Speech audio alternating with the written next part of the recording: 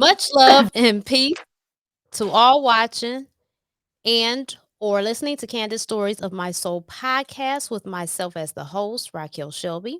From the moment we take our first breath and every experience that follows builds us up and creates the individuals we are today.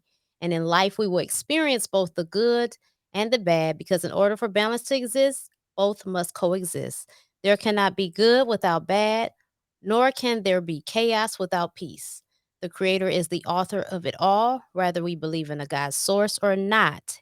He is within us all. Source is within us and is present at all times, just as much as our DNA. You will get to audibly witness many journeys of individuals as they are living, breathing, and ever growing documentaries in the flesh. Many will attest how the Creator was there, and many of these accounts will be mind blowing. So today, I have a special guest, Miss Crystal LaFay, bringing lots of wisdom.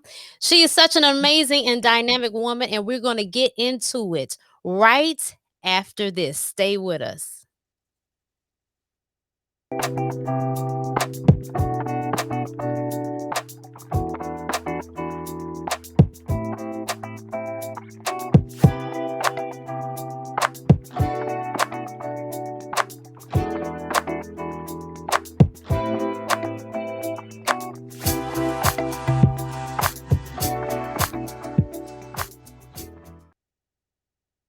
Hey, Crystal.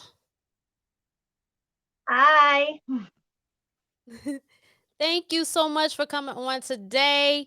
I was looking at your website, and not only are you a mother and a wife, you are an internationally known psychic medium, spiritual alchemist, empath, oracle reader, Reiki master and healer, meditation instructor, holistic intuitive, spiritual life coach, herbalist, Wiccan high priestess, witch, crystal gemstone healer, author, inspirational speaker, magic and metaphysical crafter, ordained minister, metaphysical teacher, self love advocate, TBI survivor, educator and advocate, sexual abuse survivor and advocate, domestic abuse survivor and advocate, I'm sorry, pansexual woman, and we already said mother and wife. That is amazing.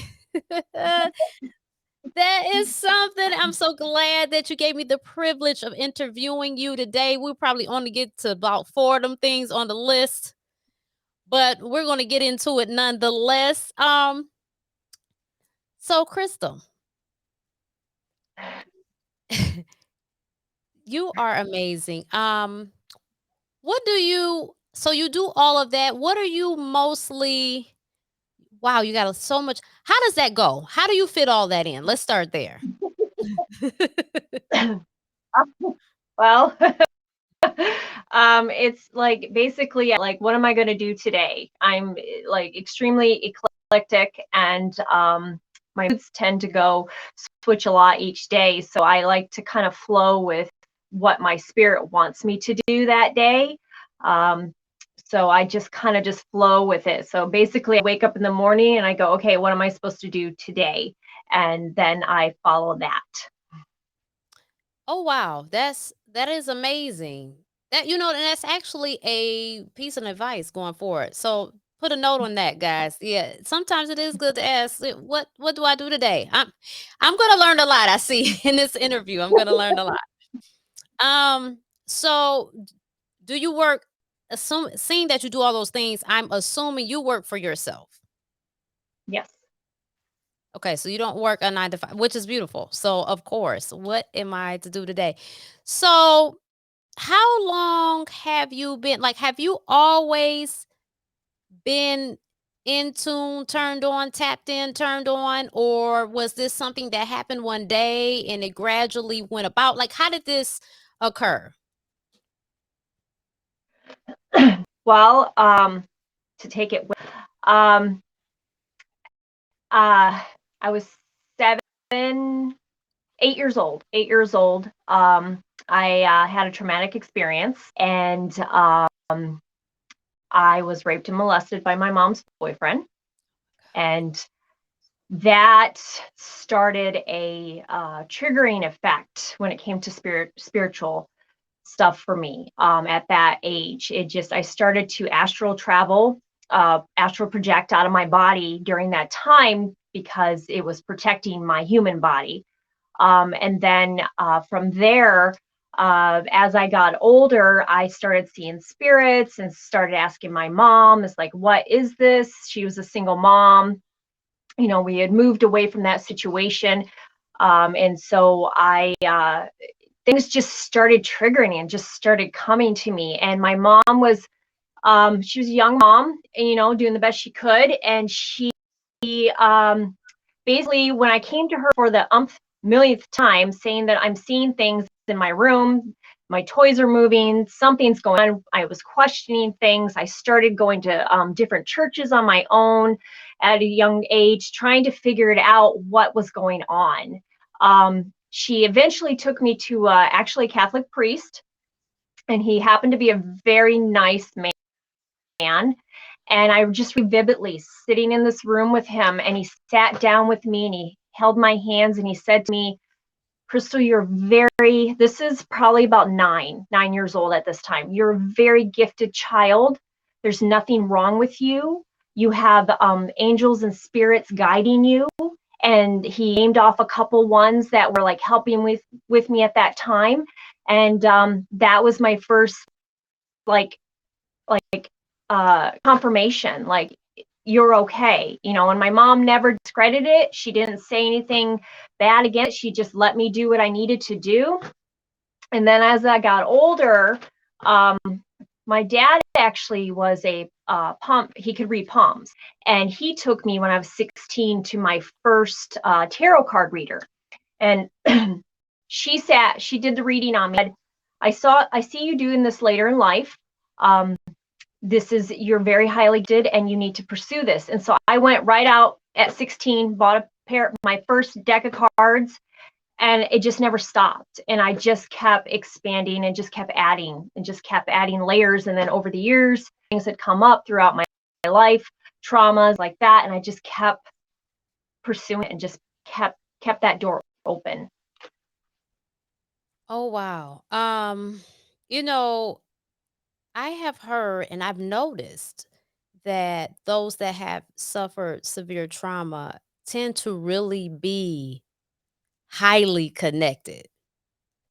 Um, and it's amazing. It really is amazing. The trauma is unfortunate, but just that correlation, it's like, if only some people could kinda look to that. Like, I've had a rough life, but it's got to be a reason why. Let me see what's going on in the inside because I definitely have so much to offer. And, Mhm. this is why I'm doing this so people can have the information, not so much to, convince people what to do or how to feel or how to believe, but I think that when you have access to it, at least it's there. And so I think that's a great thing. So is there any practices that you did to strengthen your gifts, or they just kind of did their thing and strengthened their own? Like, are there any practices?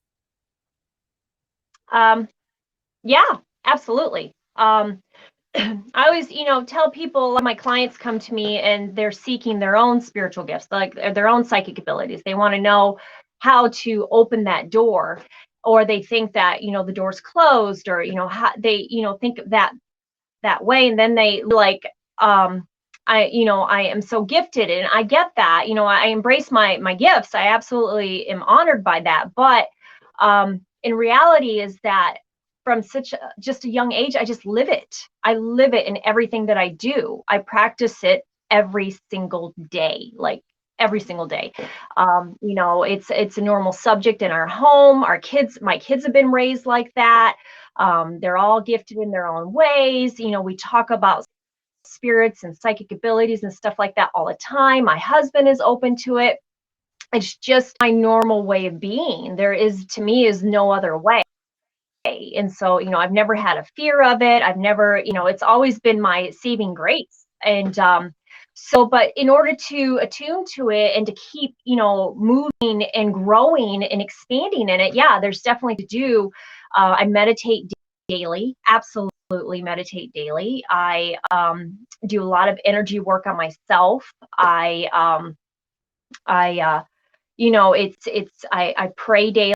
I do ritual daily. It's just everything is a daily thing. It's just no matter what it is. If I, because I didn't always do this full time as a business. I had work. I was a certified nurse assistant for 10 years when I was raising my son, and so yeah, and so I incorporated it in my work too, doing that, because there was times that I had to go into the room when someone passed over and get their body ready, for their transition, and I always brought my spirituality into it at that time to help that spirit do that, so it doesn't matter. It's like if I'm going to the store, I'm going to ask my spirit guides, hey, what do you guys need for me to get today? It's like, it's so much.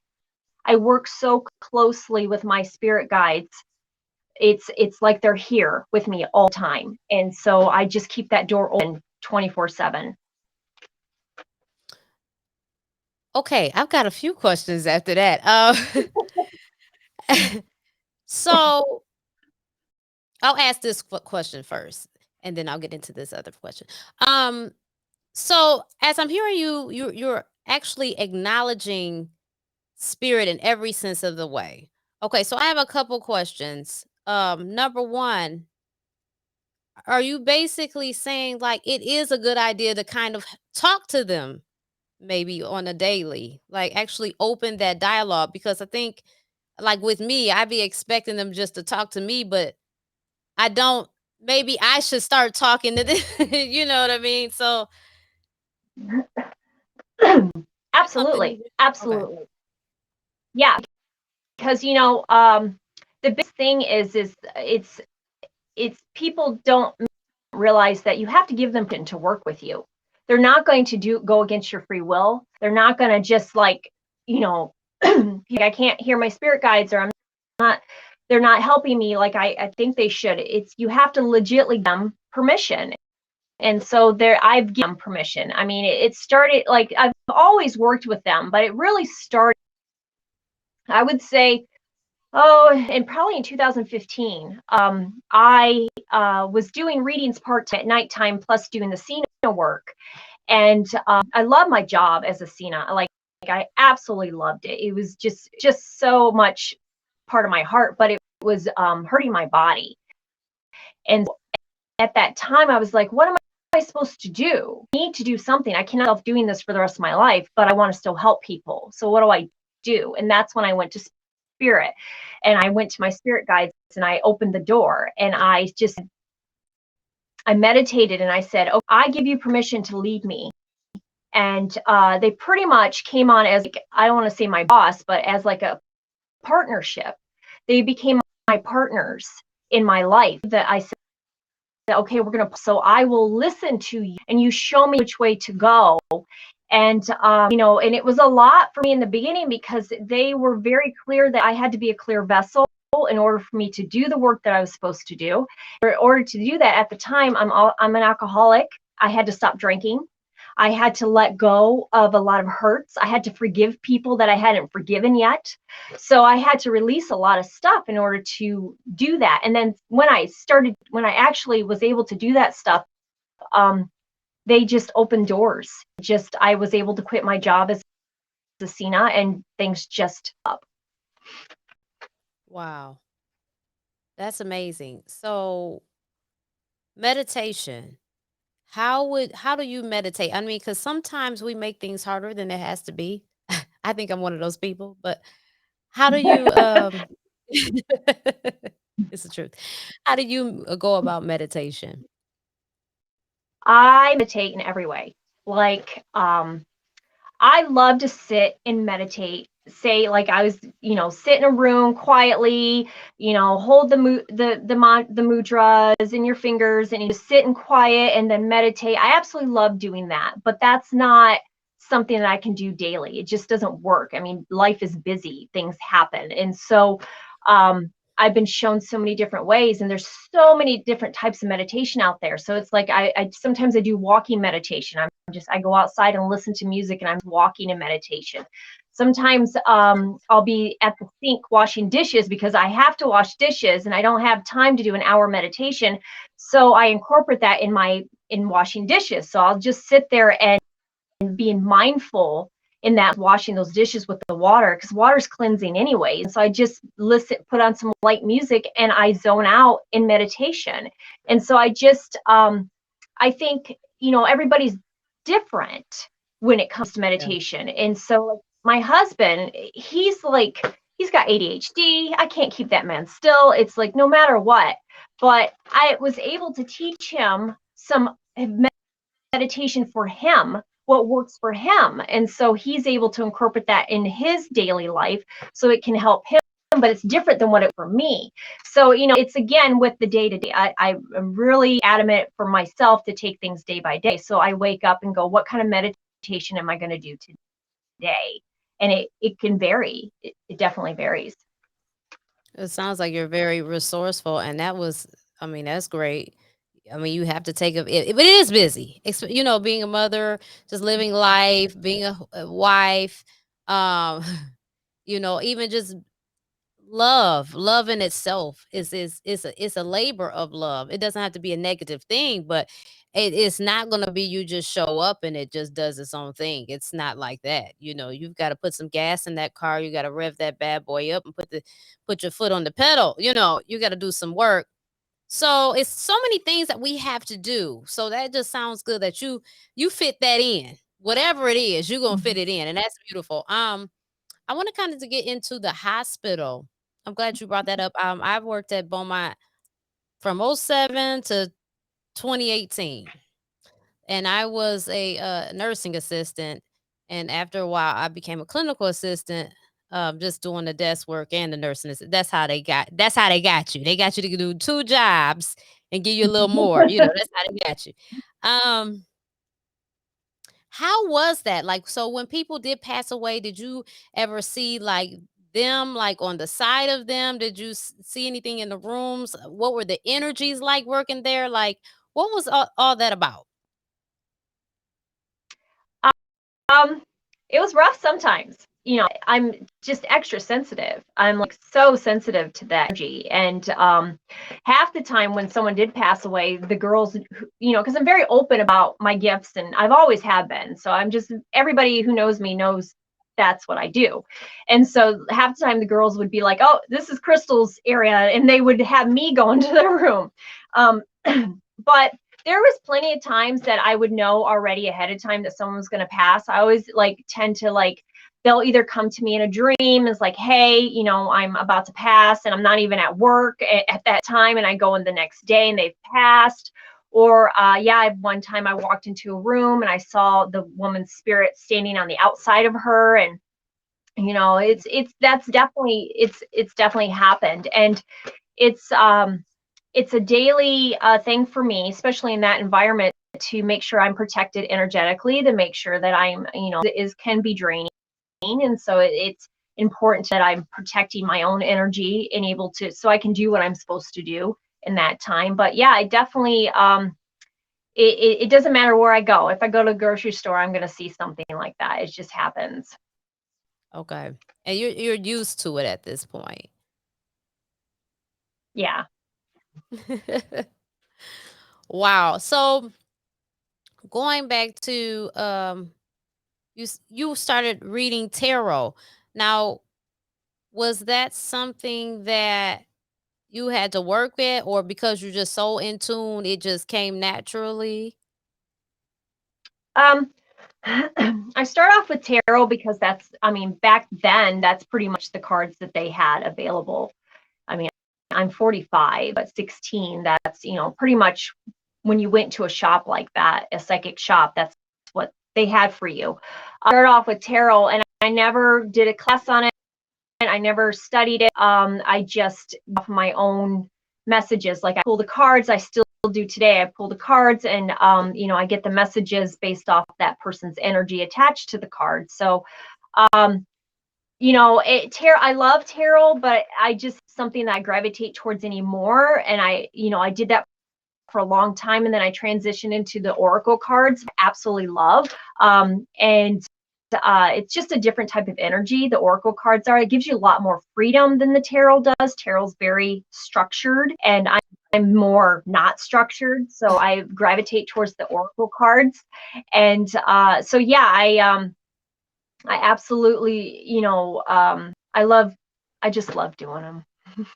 Okay, that's awesome. Yeah, I do find the oracle to be a little bit better. Or to my liking. I won't say better. Better is kind of like I don't want to put that out there. But yeah. So so you are a psychic medium as well. And so how do you have bookings for that? Like how do you put that into practice in your day or utilize that? Well, um, I was running my business full time till 2018. I started about 2013 running my business as a business. And then 2015 I took it to full time, and so business for full time. And then during that time I had clients. I had a home office that I worked out of, and so I was booked 3 months in advance. And I had phone clients all over the world, and so yeah, I definitely had. I mean, I was always booked up, and I absolutely loved it. But then 2018. That's when my brain tumor, stroke, and brain bleed happened. And then in 2019, I was in an auto accident that nearly killed me. So since those two events, I spent most of 20 learning how to walk again. I actually was in the facility that I worked at, the rehab center there for a month. And that I acquired a brain injury from that. So it's been a long road to get back to the new me, actually, because when you have a brain injury, that changes you. And so it's been a lot of healing for me the last few years. But I actually it's been a very rewarding experience. I mean, very painful, a very scary, but a very rewarding experience, because I was able to take everything that I believe in and everything that I've known over my whole life and put it into play since 2018 until now, especially with my healing. And if anything, prove it to myself that it works. And so by doing that, it changed me in such a way that I was like, I'm walking my talk, and it means something. And now, I still love doing readings. I still incorporate that into my daily life, but I feel that there's just so much more I want to do now with that. So much more people that I can help with this new stuff that's come up. Okay. So when you said you got in an accident that almost killed you. I'm so sorry to hear that. Did you have any experiences? I know because sometimes people have these accidents, right? And they call them near death experiences, and they're out for a minute and they're on the other side and they're having their conversations. Did any of that happen to you in this accident? Absolutely. Yes, it did. Do you mind sharing and going into detail of how that went? Sure. So just kind of give you a little bit of background.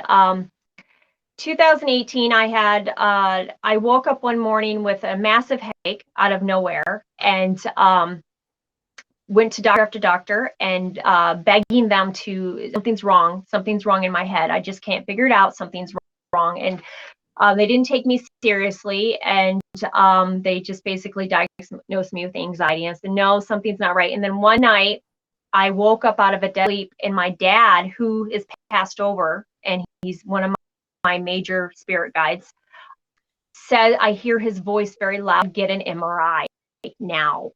And so I went back to the doctor, and come to find out, I had a brain bleed, I had a stroke, and a odd brain tumor in the deep part of my brain next to my pineal, which controls your third eye.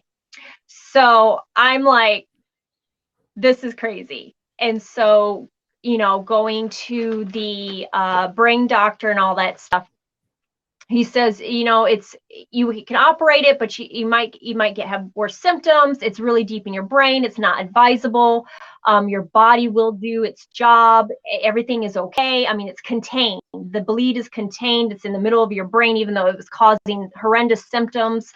It's contained, and let's wait and watch. And I said, have you ever seen this brain tumor shrink before? And he said, absolutely not. And I said, we've never met me before. And he says, okay. He says, what does that mean? I said, I'm going to shrink it. I believe in my body. I believe in spirit. I believe that this is possible. And I don't want to have brain surgery. I want this is just how it's got to be. And, the turning point for me during that time, and this is going to lead into the accident, the turning point at that time is when I sat in the living room with my husband and my 4 kids, and I was explaining to him what to do if I die, because I thought I was going to die. And we had decided during that talk, because I have a 23-year-old son, a 16-year-old daughter, a 16-year-old stepson, and a 14-year-old stepdaughter. And they said to me, especially my oldest, because he's been, around me longer, he says, this is not going to happen. We're going to heal this. And so we had just decided that at that moment, that no matter what, in our house, we were going to talk about this brain tumor as if it's already healed. And so I began to study the brain and began to study people who have healed themselves. And so I do that. And then I was shown a deep meditation from my dad, and it was just a beautiful meditation where I realized that medical doctors, my medical doctor didn't want to go in and do brain surgery because of the risk. And I thought, there are still medical doctors on the other side that want to practice on us, that still can help us. And so in the meditation, I was given I call him my spirit doctor. And he would in my meditation and kind of like carve away a tumor. And I even asked in meditation one time, can't you just take it all out? Take it. And he says, no, your body went into shock. We have to do this gradually.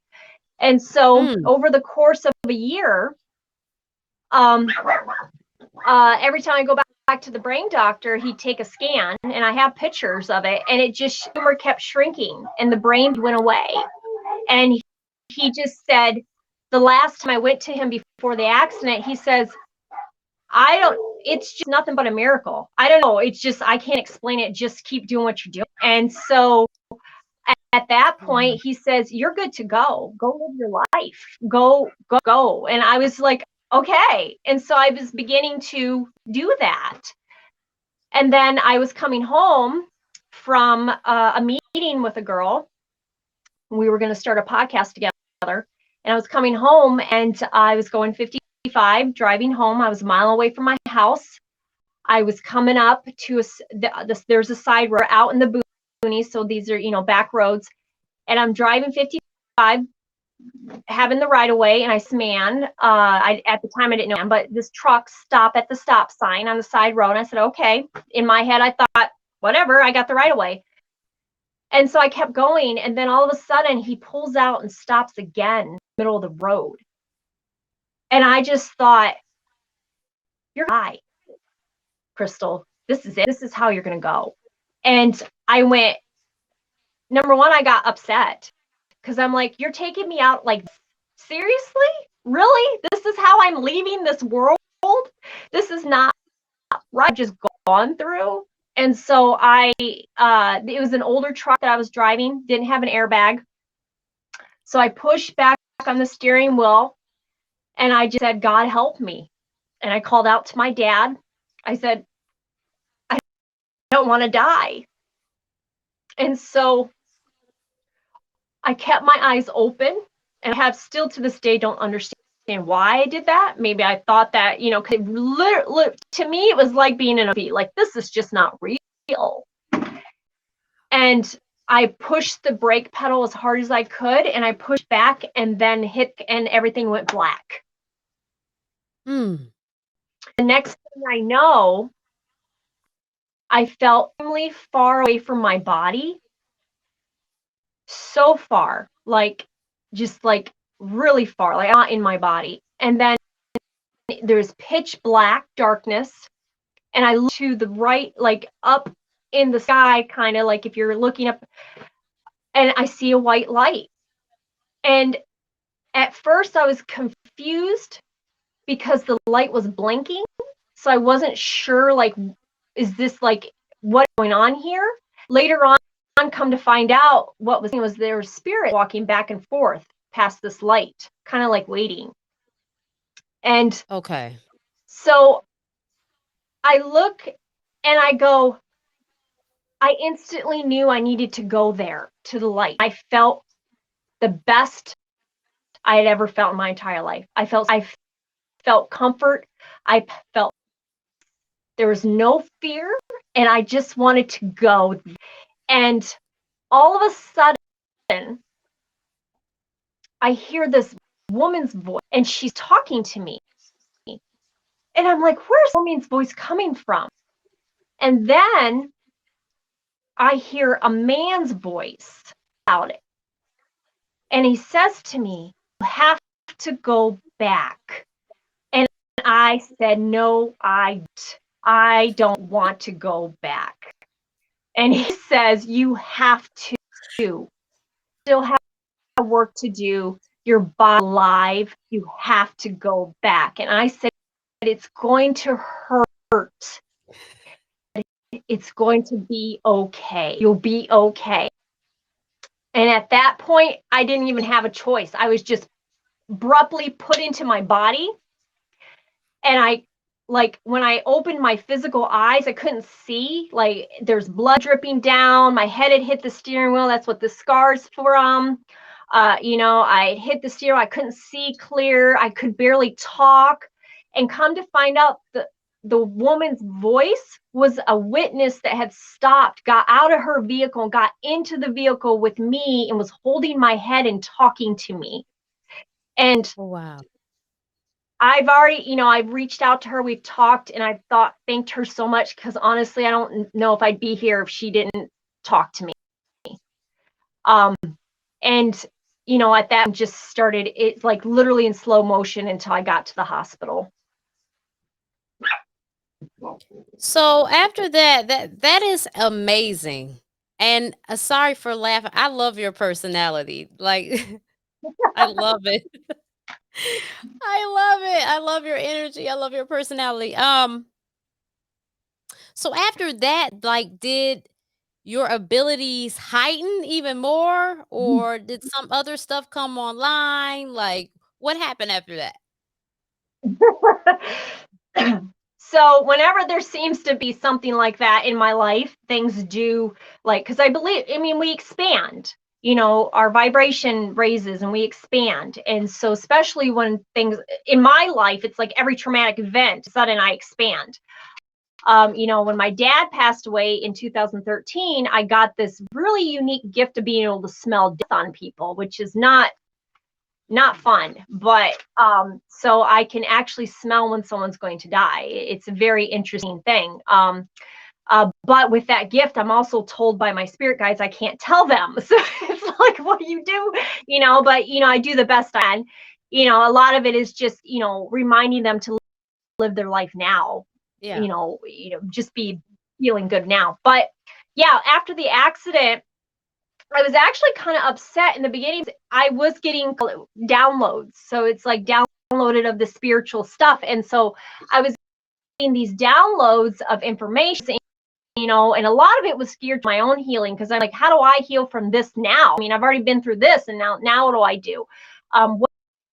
What's next? What do I need to do to keep going and get to where I am now? And they just kept giving me these downloads. And then I started realizing that I don't even need the cards anymore. Like, I don't need the oracle decks anymore. I'm reading people without the deck. I can sit with someone And the more they talk, the more I tap in and more messages come through. And it's just like, oh my gosh. What was happening was, though, because of the brain injury, my human brain just wasn't able to keep up for a long time. It just would get so fatigued and exhausted. Even still today, I still have to be very mindful of that. That's why I don't have regular clients anymore. It's because I have to be mindful of that energy to be able to do what I'm supposed to do. So yeah, it's definitely lots more was given to me, and it continues to, expand from there. So it's been an interesting journey. Wow. Oh my goodness. Yeah, that is amazing to be able to just sit down and just have a conversation with the people and just um I will say that happens to me at times, but it happens at times. I'll say that. But and that's interesting. That is so interesting. I mean, you have been through so much, but you have so much to offer. So, what is what does a day look like for you? If you could describe that. What is a day? um, well, what does a day look like for me? Well, I believe in care first. I believe in taking care of myself first. It's even my husband and my kids are aware. Actually, since everything happened, I have to, like, I've noticed I'm very, very sensitive, extra sensitive to other people's energies now. So it's like it's a lot of myself and making sure that I'm not being drained.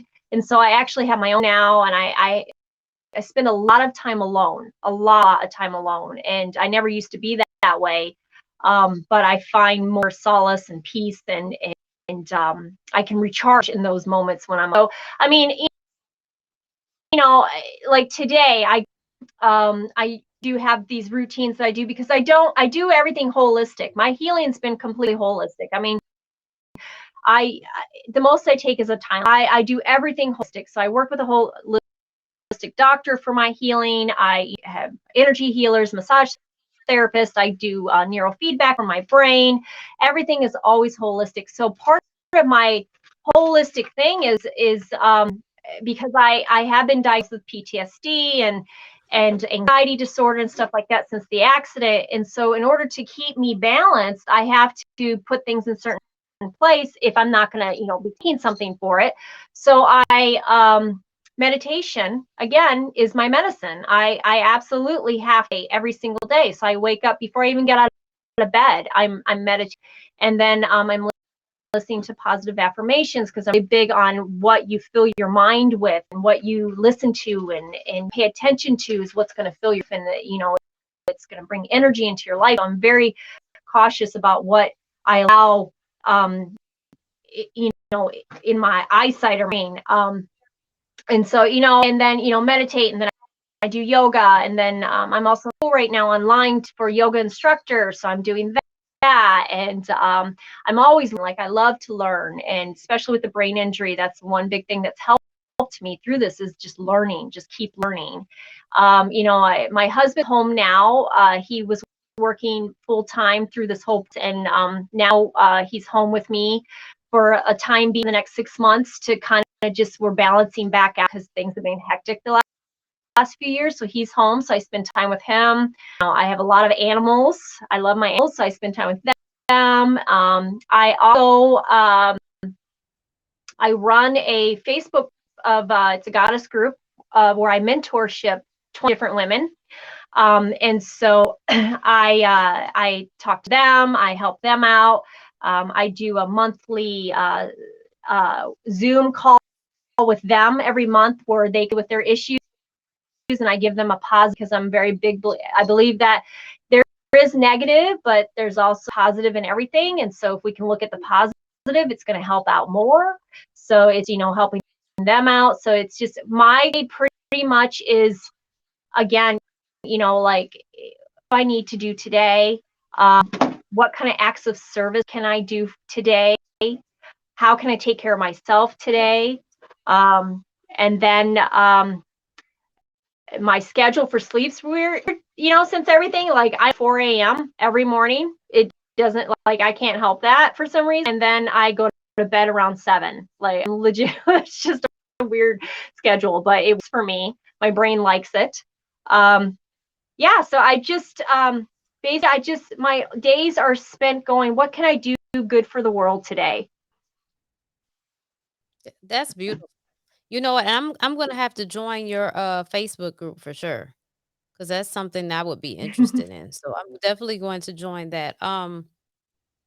It's funny that you were saying that about the sleep. That's how kind of how I wake up in the middle of the night around 4 or something. Whether my husband wakes up or not. It could be any time between 2 and 4, to be honest. Then I'll go back to sleep, wake back up to get the kids, get to work, and then by the time I'm home, and the thing about it is my day's not really stressful, but it's like I'm always freaking tired. I feel like someone has ripped the battery out of my back, like, "What's going on?" And it's so crazy because I take supplements as well, and it's just like, "Dude, I don't know what else," you know? So I don't know, it's kinda weird, and I do kinda know that you have to be careful of certain energies and stuff like that because people are siphoning and you don't even realize it, just there goes more, there goes more, you know? But yeah, that's the thing. With the Reiki master, um how often do you recommend that a person get that type of thing done? Like, should there be amount of time that's beneficial or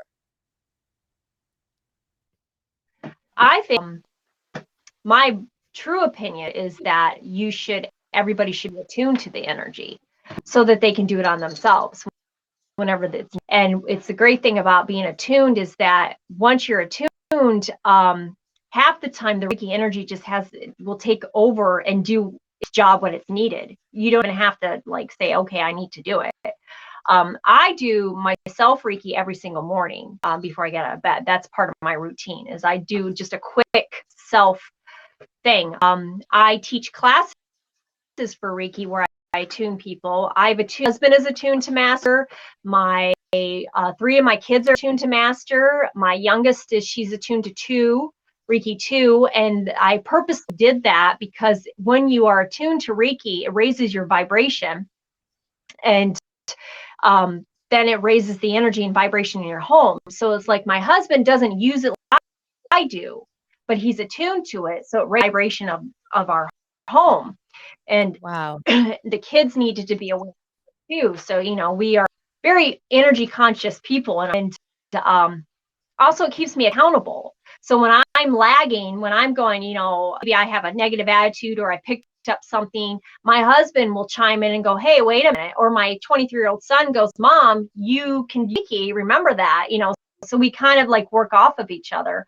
Oh, But I think, if you're going to get Reiki treatments, which is great too, it's going to be case by case. If you feel like you need it every day, then do it every day. If you feel like every other day, again, I listen to what my spirit needs. So it's like when I was going through the major part of my healing, I was told by my spirit guides that you have to do this every day. You need this energy every single day. Now, I don't need it per se every day. I need like a full treatment. I can do a quick 10-minute treatment in the morning on myself and be fine. But when I was vulnerable or my brain was still healing as much as it was in the beginning, I needed someone else to help me. So I needed someone else to do it on me. And so luckily I've taught enough students that are still in touch with me that I can reach out to them and they're able to help me with that. So, and they did. I mean, absolutely. People have stepped up tremendously over the last few years for me. And it's just, that's why like my mentorship is free. And the groups on, I do a lot of donation based stuff because I want to make sure it's accessible and, free for people or at least affordable for people, the help that they need. yeah, that's beautiful. I don't judge anybody about how they charge or whatever because that's them. You know, people do feel how they're led, but I also believe if you're reasonable and you help people out, that your blessings will come anyway, and so many people operate from the energy of scarcity. They just, I need this, and I mean, it just really depends on the person. I guess whatever works for you, but yeah, that's beautiful. And like I said, I'm definitely gonna be joining that group. Um, when it comes to the spiritual walk, I know, like, when you first awaken, because I would say, like, I first kind of started tuning into this stuff, like, where I was aware, because it's a process. Things are happening before you realize they're happening. I mean, you become attracted to certain things, certain stuff on TV, whatever things, and you're not really paying attention to it at the time. But um around 2020 is when I noticed a difference, and I the pandemic had hit. And so I know it's so easy to get immersed in these things and then don't feel like you have a calling. You can really get lost in the sauce, right? And Yep. when you have a family, it's even more because they need your time. I know that me personally, I was going through the thing where, my husband was trying to figure out what the hell is going on with me, right? Because I'm over here, I'm reclusing, and I'm doing my things, and it's just like, what is this about? Mhm. How do you what is your advice to those that are in relationships and have families that are getting into this walk? What is your advice with balancing and stuff like that? My advice is, I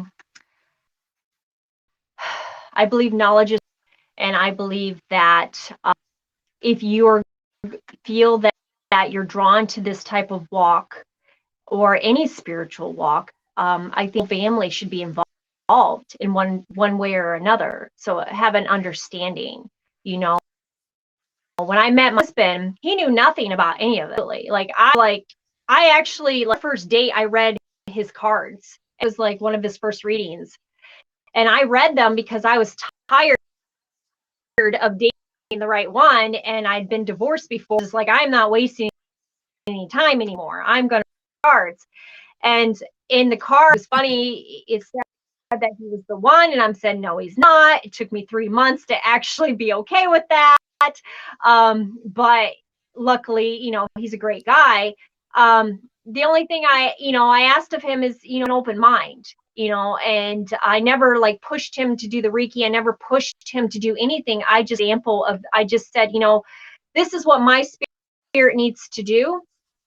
So I think communication is huge when it comes to a family and a unit or relationships. My husband understands because I tell him, explain to him, he gets scared too. Like, because I spend a lot of time alone. Like, I'll legitimately like be in my room for a lot of time alone.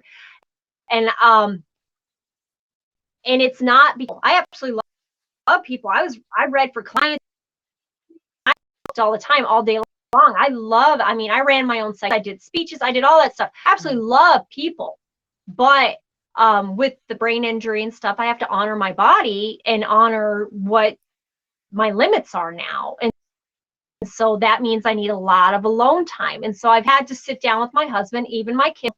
Mom needs alone time a lot in order to even function certain times. And so we just have this protocol that they're not worried anymore. Like, they're not concerned for me being alone. They understand that that's part of my process, that I need that, and that I need that to recharge. I need for myself, and then I push them to do for themselves. So my husband, I'm like, you need to do what your soul wants you to do. What is it that your soul wants? And then my kids too. It's like, what do you guys want to do for yourself? What makes you feel good?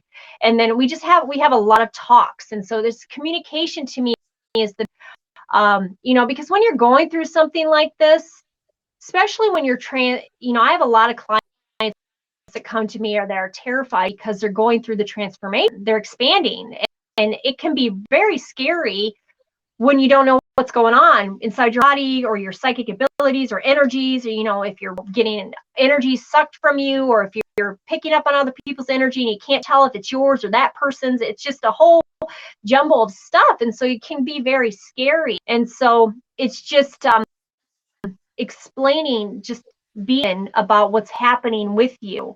So I tell my husband, we have an open dialogue, and he just, we have interesting conversations that other people might think is weird, and it's like, there's been times that that I'm snippy with him, maybe, getting upset with him. And he's like, Crystal, I think you have someone attached to you, because this isn't you talking to me, and this person like men, and because you were lashing out at me, and I know this is my wife. So who is attached to you? It has been, that type of scenario. And so it's a lot of open dialogue. Communication to me is huge, especially with stuff like this. Oh, that is so deep. Even the someone could be attacked. Wow. Wow, you just dropped a whole lot of nuggets in that in that bit of conversation. You really did. Wow. That is something. Um so my kids, so it's interesting or whatever, because in my situation, my husband knows about it, but he's a Taurus with the life path 8. He's just more on the, taking care of his family tip, like, yeah, I know all about that, my family, whatever. But he ain't trying to be all, Mhm. if he has to deal with it, then he will, but he don't really be all up into that tip. His brother really was. His brother passed last year, and, when I had Soul Speaking, he expressed that it was very emotional for him, my first event last month, because he knew his brother would genuinely enjoy that. Now my children, the 2 that I have with him, I have three children. Um, they're all gifted in their own ways, but I know my daughter, I guess she was watching YouTube one day, and she looked up how to open your third eye. And so she did it, and then she was talking about this whole conversation she had with this girl had passed on, and she said she'd starved to death and all of this stuff that they had talked about. And I'm just like, okay. And And, after that, it's like I try to talk to her about it. I try to, like, share some things and, give her books, and she's like, "No, I don't wanna deal with that. I just wanna be a kid." Okay, well, the door is open if you wanna talk about it. Now my son, he's seeing people upstairs in the hall. There's lights flashing out the closet. People are waving. People are walking through the backyard. He's seeing cats that aren't there, but they are there. And we talk about these things. And my son's very sensitive. He's a Cancer, very emotional, and um it's so complicated because, the world in the humanity, or just the what they would call the 3D, people can be very judgmental and very misguided, and just a lot's going on.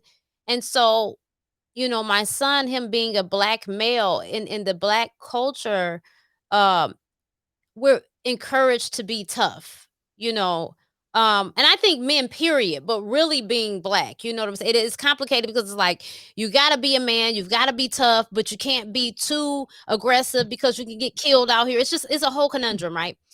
And Right. so my husband's like raising him to be this man, but when in Byron Jr. tends to cry a lot, but I appreciate that. I understand what my husband's trying to do as regards his parenting, but I understand that I don't want him to shut off his senses. I don't want him to be Mhm. so ingrained in what he must be as a human, because his emotions and his feelings are tied to his gifts. And if you shut down Mhm. his emotions and feelings, then you potentially shut down his gifts. I mean, I being a child growing up myself in a very sanctified, apostolic Pentecostal background, when people are they want to go to these what do they call them? Not evangelism, they call them prophesier. They prophesy, but psychics are demonic, and you're speaking in tongues and you're rolling all over the floor, but these people are possessed over here. It's so crazy, right? None of it makes sense. And so I I remember just dreaming about my grandmother. She had came to me after she passed, and I told my dad about that, and he was like, "Oh, you tripping for? Stop crying. You didn't even know her like that." And I just thought that was crazy. And then another time I seen this girl, and I know she was deceased, and she kept coming for me, and we were sitting in the driveway, my mom and I, and she began speaking in tongues because I was so frightened, her prayer or whatever. And I never seen nothing like that again. So I don't know what's going on. I think life probably nightmared me into not seeing, and then just other stuff, that's going on. And I think looking even as I'm talking to you, something else pops up to me, going through things in childhood and getting your feelings hurt, about whatever, boyfriends or whatever. You tend to kind of adapt, and you feel like, I'm not gonna let this happen to me again. So you begin to shut off your feelings. And so Yeah. that's a problem because it shuts off your gifts. So, here it is, you're trying to come back. It's crazy. I don't even know why I went on that tangent with you, girl, back to I do. I I do. Well, I think it's funny, 23-year-old is a Cancerian. I'm a okay. Cancerian. We're Oh, wow. our birth. We share the same birth. Yeah, we're both born on the 4th of July. So, you know, and also, I spent like 4 years as a child going to my aunt's church, which was Pentecostal. So I completely understand that aspect. Yeah, yeah. So yeah, um, is my son's very sensitive too, of course. Cancerians are probably very, they're just highly intuitive, highly psychic. Like of most of the, like the majority, they are very, very highly sensitive. And honestly, as I was growing up, very emotional and being told a lot as a child, or even in relationships that I was too emotional and that you cried too much, right? Too much emotion. And then when I was younger, I was put on Prozac and lithium because my mother thought I needed that. So I was put on that for until I was probably about 13 to 18. I was on that and I couldn't feel anything. And that scared me more than feeling too old. At 18, I went off of that, realized that I couldn't be on gifts. I couldn't shut down those emotions. I couldn't do it. So I had to learn how to balance those and to learn to protect my energy field per se. And then, for my son, I noticed very early on, of course, he was already, sensitive being a Cancerian, and I already knew that he was going to have gifts. He told me when he was 3 that he had a sister that wasn't born yet. And my daughter wasn't born until he was like 7. So, and then my daughter, when she was younger, told me that I was going to have a boy and a girl. She was going to have a brother and a sister. And I said, my tubes are tight. That's not going to happen. And I end up marrying my husband and get a stepdaughter and a stepson. I mean, so yeah, very highly intuitive. And it is, with society, my daughter sees fairies. She sees spirits. Oh, She wow. sees these things. And, we talk about them openly in our home. And I remember when she was young, she came to me and said, I tell my friends at school that I see fairies and they make fun of me, or they, don't believe it, and my son, when he was younger, because I let my kids, their spiritual path is not mine. And so I let them explore, and I'm just there to guide them. And so I let my son go to church when he was younger because he wanted to, and that was fine. But I was very cautious of that.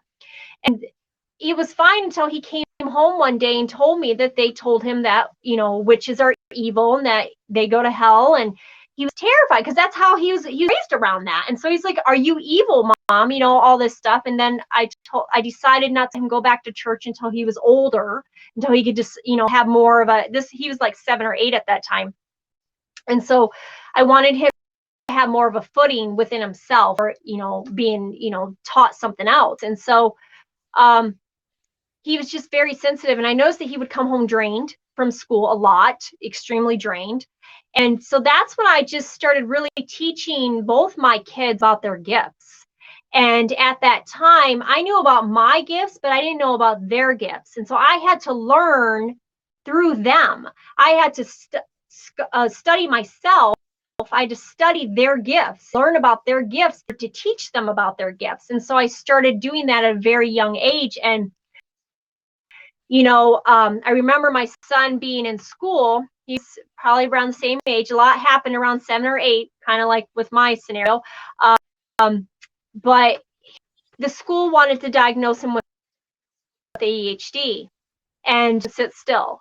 And which, okay, fine. That's, but I was not a parent that would just agree with everything. I question everything. I still do, it's like doctor, because I question everything. And so I want to know what's going in my body. How's it going to affect me? Why are you putting it in my body? And so I had researched ADHD and all that stuff. And knowing my son, knowing he was already an empath, knowing that he was an indigo child, knowing that he was highly, highly sensitive to things. And at the time I was going through my own stuff. So I wasn't really like focusing on it at that time. And when they wanted to do that and they suggested putting him on something, I woke up and I said, "You're not putting my son on anything. We're going to figure this out." And that's when he's 23 now. So when 10 or 8, that's when I went up to the school and I said, "We're going to figure this out naturally." And that's when I learned meditation. That's when I learned meditation to save my son. And so I started learning meditation, and I started having my son meditate 1 minute a day. And then we built up to 2, and then 3, and 5. By the end of that year, he was a different kid. No drugs, no nothing. And he was able to go to school and do what he was supposed to do. And I fought with the school system, and I went in and we had meetings, and I said, "We're going to do this differently than it's going to be for other kids. Sorry, this is how it has to be." And so I called his meditation his exercise. And every morning he had to do his exercises. And so when he get to school, he was allowed to go out in the hallway and do his exercises. And then if he was having a hard time, if things were building up for him, because we started talking about his gifts and how sensitive he is and what's happening and all that with him. And I was telling him at a very young age, you're attracting energy, talked about it very openly. He was allowed to go away and do his exercises again. And over the course of a year, it changed everything for him.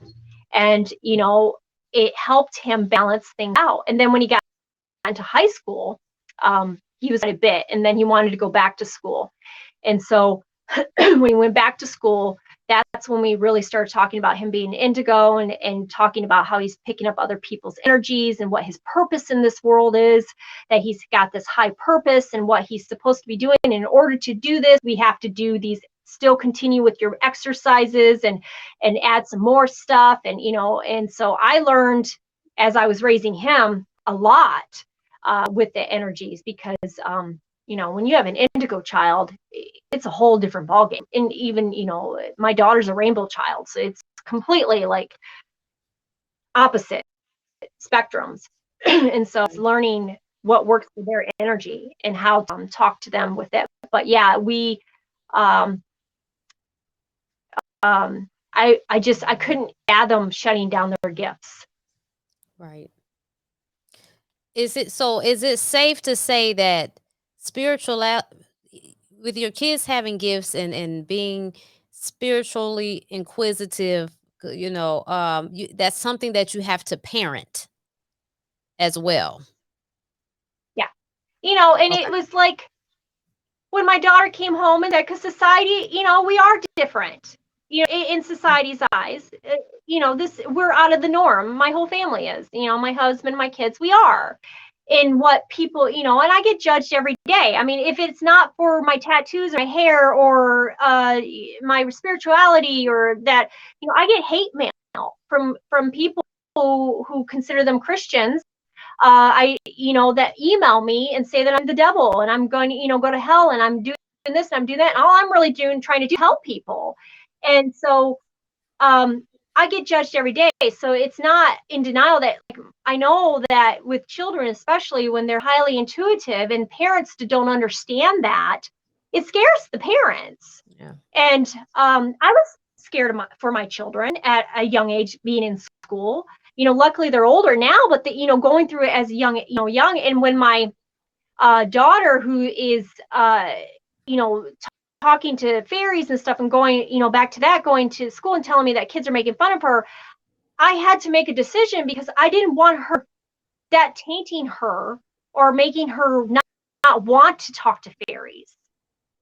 But I also wanted to protect her in it. And so I had to make a decision at that time. It's like, how do I parent my child? How do I explain this to them? And so I was just open with her. And I said, not everybody can see what you can see. And not everybody understands it, and that's okay.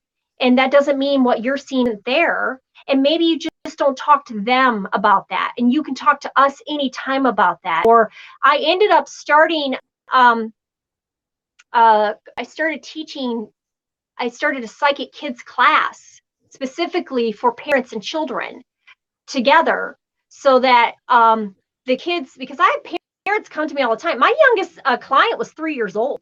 His mother would bring him to me on a regular basis. And because he was seeing things that she didn't understand. And the one thing I always tell parents is, you have to educate yourself. You have to learn in order to, if you're going to, you're highly intuitive, you just have to learn about it. And so the class that I would teach is for children and their parents. So it's like the basis with the kids. So we would just do psychic activities, and it was so neat to see. Like, my first class was so amazing. Like, you have all these different age groups, and I just remember it very vividly, because I used to have a yoga center, and I would teach classes, all that, and I had like 10 kids come to this class, and these parents come in, and I feel energy. These parents being stressed out because the kids are going crazy, right? Because you got a bunch of different kids, and most likely a lot of kids who are psychically in tuned, or empaths or indigos or anything along that line, they are a little bit more high strung normally. They get, because they're picking up on other people's energy, and so learned how to know the difference, their energy and someone else's, and so it's just a jumble within them. And so in the class, the parents are like trying to control their children, and I telling them, don't. I want to see them, how they're acting. Let them be free. And so there's these kids running around everywhere, like 10 different kids, and they're all different age groups. But you could tell that they know that they're there for a psychic class, and they know that if they're there for that kid over there is that too. So they know that they can connect to them. Maybe not to anybody else in their world, but they can connect to that other child. And my children were there, and they were older when I started these classes, so they were there to help. And it was just amazing, because the moment I said, okay, we're going to sit and we're going to meditate, it stopped. I said, let's get in a circle. And they all got in a circle, and they meditated. And it wasn't long, but it was enough. And they just focused, and they focused on every activity I had them do. And the parents were like, what is going on here? It's because you're embracing the gift, because they're excited about that. They're learning about themselves. And then through the course of the class, the parents were also learning, and I was giving the parents tips and tools of what to do and what not to do, and that kind of stuff. But it was just amazing to see. And so it's you have to, when you have highly intuitive psychic kids, you have to learn too as a parent, in order to, because I had to discipline my children differently, with knowing their gifts. Because my son being indigo, he didn't care if I took everything away from him. He didn't care. He's meant to hear. Indigo children are meant to hear to do purpose. They're meant to tear things down so things can be rebuilt. And so they have to be defiant in a sense. They have to, go against the grain. And that's part of their, like, I call it their superpower. It's part of their superpower. And as a parent, it's like, what do I do with this child that won't listen? And I had to learn. I had to learn how to parent my son. And the proof, I just look at, he's 23 now. So it's like, I always refer to him. He's such a good kid, and he's like stable and just all these things. I'm like, I must have did something right, because he turned out really well. So, and he's very, very still very outspoken. I always allowed my kids to be outspoken. They could even, if I tell them, even with your parent, I don't know how to do as a parent. I mean, you don't be a parent. I mean, when you have children, you just learn as you go. So sometimes I can be wrong. And so my kids were allowed to say, hey, Mom, I don't know about that, in a respectful way. And then we would talk about it. And then, either I would sway to what they would say, or I would say, you know what, no, this is what I need from you as a parent. I'm being your parent. So, but yeah, you do have to parent them in a certain way. Yeah, I used to feel like that. I mean, I still do with my kids. Why don't these kids listen? What is this about? That little girl is very mouthy. She's 10. And it's like, you have to take stuff away. They just, I don't know. My Byron Jr., he's 11. And he's like a genius. Like, and I know people say this about their kids, and I'm not the mom that's just saying that about my kid. Like, I could tell you about all my kids, okay? But this boy is a genius. But I noticed, like, this year, he's in this high performance school, and it's like he start not doing well. He was just so overwhelmed.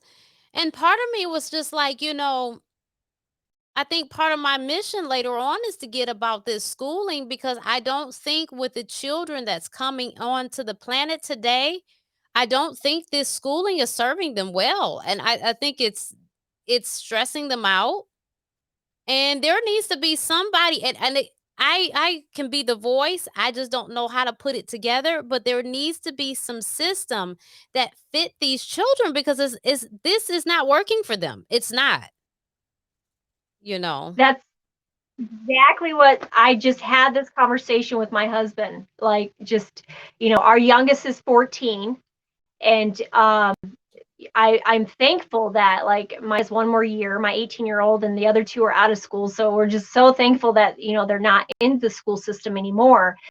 But I was just saying that, I was like, something has to change. It's not working. These children, it's it's a new earth. They're here to build a new earth, and you can't do that with old tools. And the school system is using old tools. We need new tools.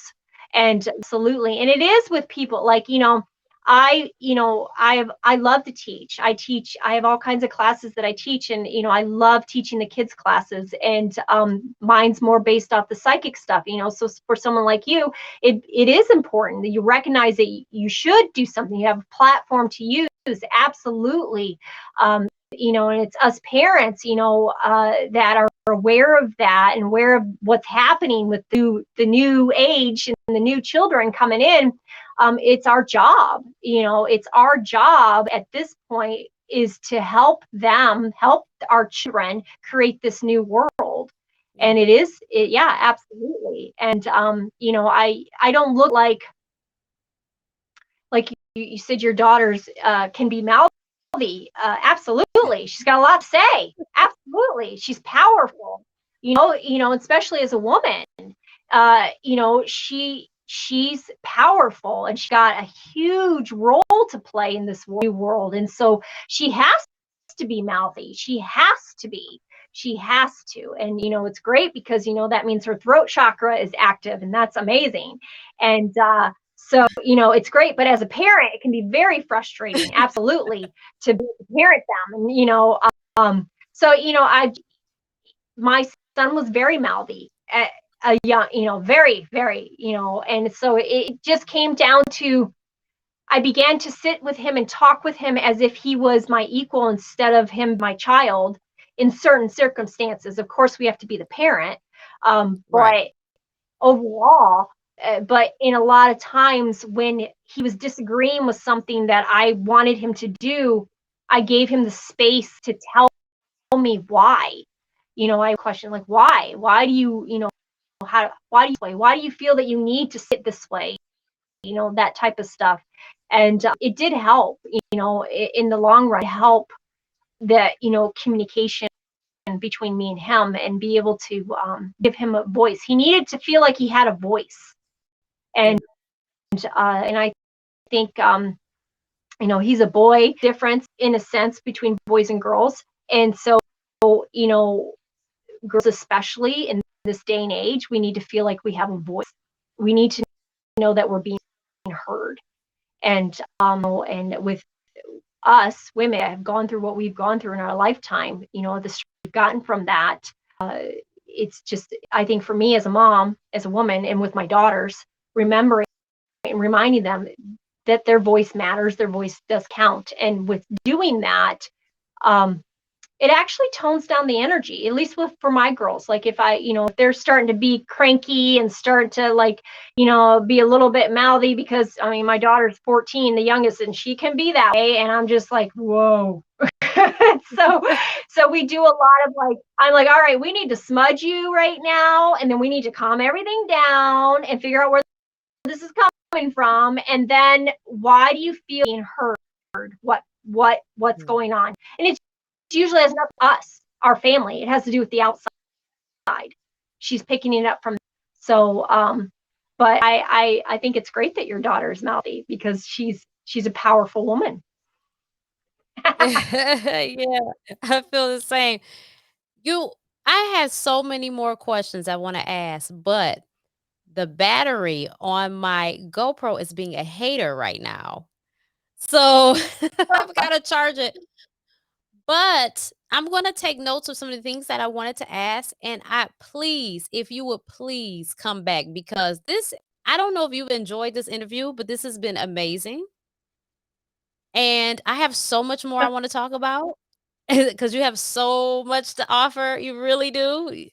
You're such a blessed and such a beautiful spirit. I love it. And so if you could please come back, I would really appreciate it. I really would. Absolutely. Absolutely. I love to. Thank you so much. Thank you so much for popping in with me today. I'm sorry, my battery. I had ordered the charger, the thing that's supposed to keep it connected so I can continue it to go, and it still hasn't came here. So that's the problem. I had to switch cameras because my other camera wasn't best suited for this. It did the job, but this one's a little bit better. So we're working it out. We're working it out. But hopefully it'll come soon. But in the meantime, between time, I thank you so much for popping in today. We have to resume. I'm going to get with you after this so we can pick a time and a date. And I love it. I love it all. We have covered so much. I appreciate you. You are Thank appreciated. you. Thank you. And I All appreciate right. you. Absolutely. Thank you. Thank you. I'm gonna run this exit. Thank you guys for checking us out. Please like, comment, share. Tell us what you like about this interview. Give us any questions that you may have so we can come back and answer those. Share it with your loved ones if you feel comfortable. Subscribe, please. Thank you so much. I love you all, and check you later.